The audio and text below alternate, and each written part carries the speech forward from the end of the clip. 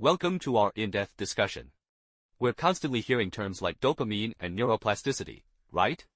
Yes, they're everywhere now. It seems like they can explain everything from why we can't stop scrolling to why we crave sweets.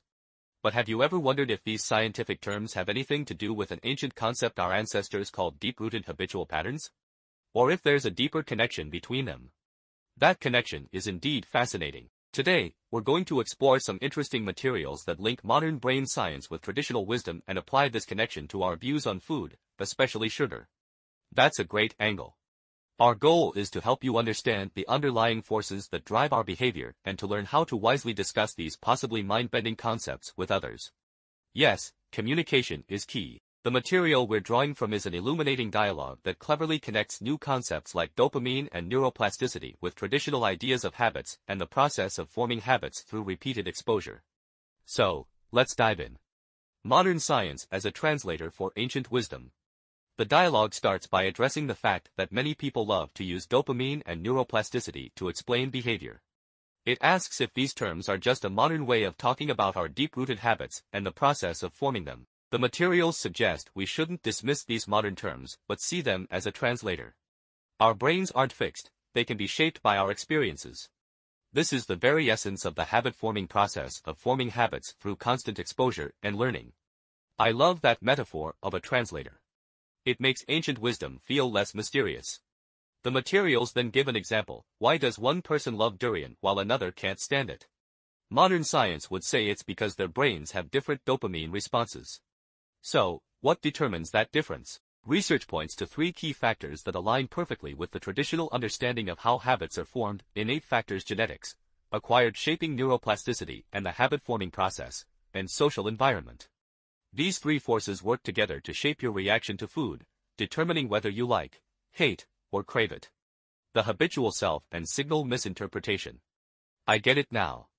There's a lot more to what I like. The materials then discuss a phenomenon we sometimes unconsciously pursue: quick, high-intensity dopamine hits. This is very common. Based on traditional wisdom, isn't this intense craving just the habitual self at work? That's a perfect way to put it. The materials explain that dopamine is a neutral signal, but we often misinterpret this signal. When a strong craving appears, we equate it with a genuine, immediate need. We are then led by this force, chasing and trying to fill it.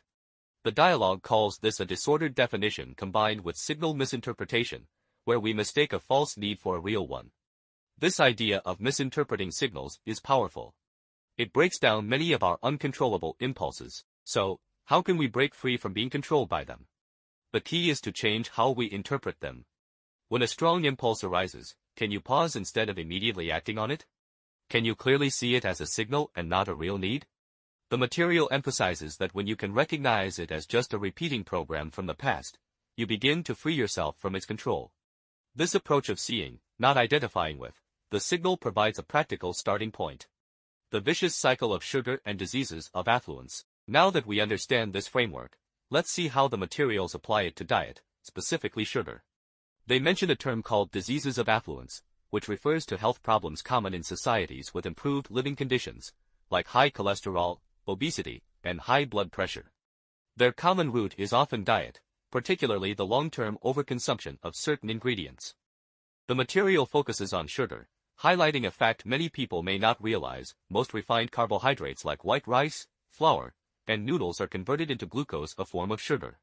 So, even if you avoid added sweets, eating too many staples can lead to excessive sugar intake.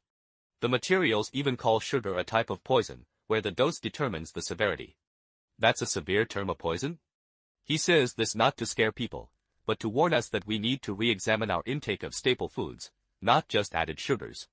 How does excess sugar harm the body? The materials use high blood pressure as an example. Healthy blood vessels are elastic, but long-term excess sugar acts like a corrosive agent, causing them to lose elasticity and become stiff. When the heart pumps blood, the pressure rushes through a rigid tube, causing a sharp rise in blood pressure. But here's a puzzling question: if the body is in pain from sugar overload, why do people crave more high-sugar, high-fat foods? This reveals a crucial and dangerous vicious cycle. When the body sends signals of discomfort, our habit-hijacked brain seeks a quick fix to mask the pain. High-sugar foods provide a rapid dopamine hit, giving a temporary sense of pleasure. But the discomfort returns even stronger, so the brain craves an even stronger hit to escape it. The materials describe this as our consciousness being hijacked by habits, constantly chasing new stimuli to cover up inner pain. My goodness. So it's a cycle of using stimulation to mask pain. That explains why sometimes we can't stop, even when we know it's bad for us.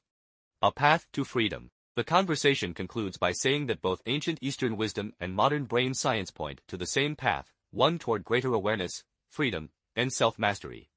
When you can clearly identify that an inner urge is just a signal, not who you are, when you can objectively see a substance's real impact on your body, and when you can let go of attachment to results, you are freeing yourself from the shackles of habit. That's a beautiful way to put it, a path to freedom. Thank you for these profound insights.